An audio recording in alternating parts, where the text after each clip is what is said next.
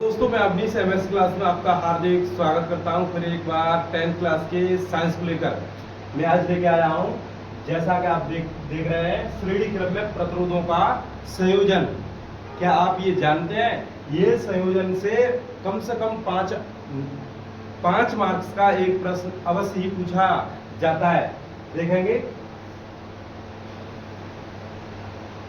सबसे पहले लिखेंगे ये हमारे तीन प्रतिरोध हैं, किसी प्रपथ से जुड़े होंगे।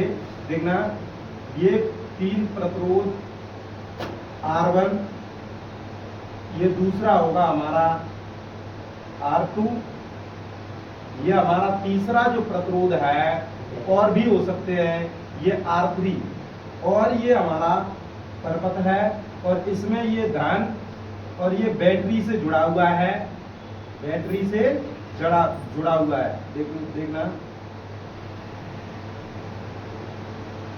यहां पर आप लगा सकते हो कुंजी,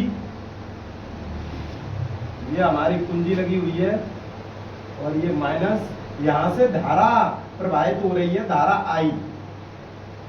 ये धारा यहां जाएगी, जब भी ये परपथ में जाएगी तो धारा इस परपथ से होते हुए जाएगी, तो धारा कहीं ना कहीं समान होगी। जब धारा समान होगी तो यहाँ पे प्रत्येक जो प्रतिरोध होगा वहां पे, मतलब जो विभव होगा वो अलग अलग होंगे, V1, V2 और ये V3। ये हमने मान लिया है कि ये तीन प्रतिरोधों के बीच में जो विभव है वो V1, V2 और V3 है। तो हम यहाँ लिखेंगे, माना तीन प्रतिरोध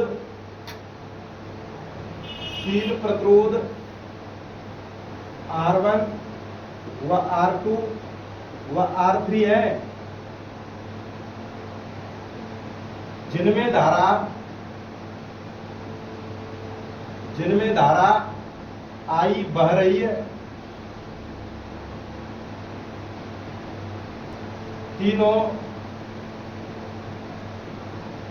प्रतिरोधों के बीच विभव क्रमशः V1 व V2 व V3 है। शेष चित्र में व्यक्त है।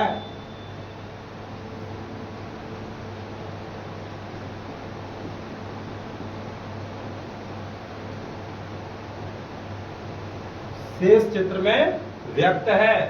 देखेंगे, हम यहाँ ओम के नियम का प्रयोग करेंगे। तो देखेंगे, ओम के नियम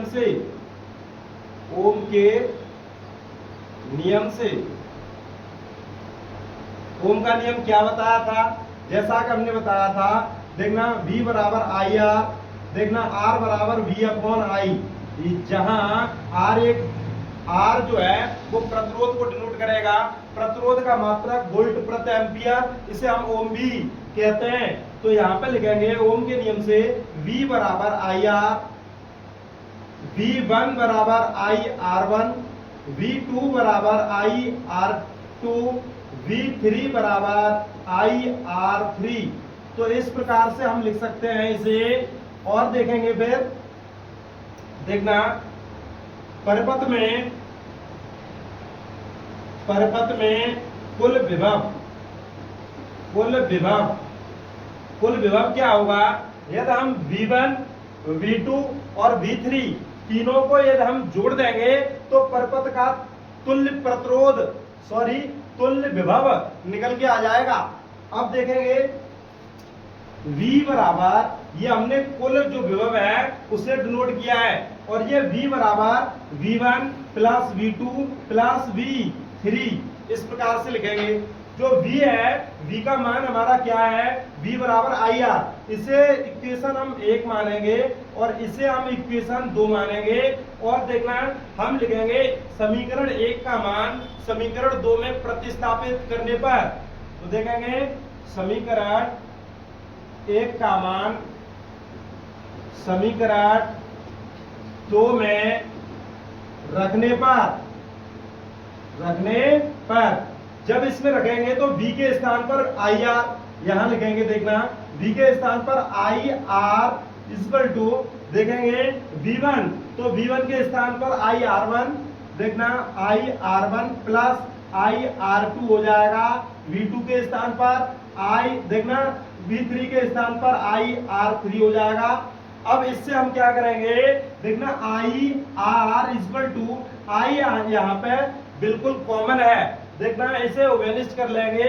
देखना ये I हमने कॉमन ले लिया, यहाँ बचेगा R1 plus R2 plus R3, और देखना R बराबर I अपॉन ये कट जाएगी, देखना यहां से ये कैंसिल हो जाएगी, तो ये हमारा R3, इस प्रकार से I से I कैंसिल, तो हमारे परपथ का तुल्य जो प्रतिरोध है वो इस सूत्र से निकाल लिया करेंगे, R1 plus R2 plus R3। तो यही हमें सिद्ध करके लाना था।